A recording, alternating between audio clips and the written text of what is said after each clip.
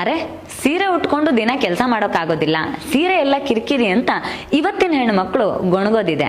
ಆದ್ರೆ ನಿಮಗೆ ಗೊತ್ತಾ, ಒಂದು ಕಾಲದಲ್ಲಿ ಇತಿಹಾಸದ ರಾಣಿ ಮಹಾರಾಣಿಯರು ಇದೇ ಸೀರೆಯನ್ನ ಉಟ್ಕೊಂಡು ಕುದುರೆ ಏರಿ ವೀರಗಚ್ಚೆಯನ್ನ ಹಾಕೊಂಡು ಯುದ್ಧವನ್ನೇ ಮಾಡ್ತಾ ಇದ್ರಂತೆ. ಸೀರೆ ಅಂದ್ರೆ ಅದು ಬರೀ ಸಂಸ್ಕೃತಿಯ ಪ್ರತೀಕ ಅಲ್ಲ, ಸೀರೆ ಅಂದ್ರೆ ಶೌರ್ಯದ ಪ್ರತೀಕ ಕೂಡ ಅಂತ ಹೇಳ್ತಾರೆ. ಹಿಂದೆಲ್ಲ 16 ಗಜದ ಸೀರೆ ಉಡ್ತಾ ಇದ್ರಂತೆ, ಕ್ರಮೇಣ ಕಡಿಮೆ ಆಗಿ 8 ಗಜದ ಸೀರೆಗೆ ಬರುತ್ತೆ.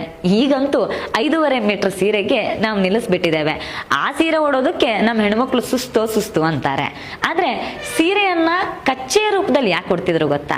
ಯಾಕೆ ಅಂದ್ರೆ ಹಿಂದಿನ ಕಾಲದಲ್ಲಿ ಹೆಣ್ಣುಮಕ್ಕಳು ಕೆಲಸ ಮಾಡೋದಕ್ಕೆ ಅನುಕೂಲ ಆಗಲಿ ಮತ್ತು ಎಲ್ಲಾ ರೀತಿಯ ಹೈನುಗಾರಿಕೆಯಿಂದ ಹಿಡಿದು ಯುದ್ಧ ಭೂಮಿಯಲ್ಲಿ ಹೋರಾಡೋದ ತನಕ ಕೂಡ ಎಲ್ಲ ಕಾರ್ಯಚಟುವಟಿಕೆಗಳಿಗೆ ಸಹಾಯ ಆಗಲಿ ಅನ್ನುವ ರೀತಿಯಲ್ಲೇ ವೀರಗಚ್ಚೆಯ ರೂಪದಲ್ಲಿ ಸೀರೆ ಉಡ್ತಿದ್ರು. ಹಾಗಾಗಿ ಕಚ್ಚೆ ಸೀರೆಗಳಿಗೆ ಬೇರೆಯದೇ ಆದ ಒಂದು ಶ್ರೇಷ್ಠತೆ ಇದೆ.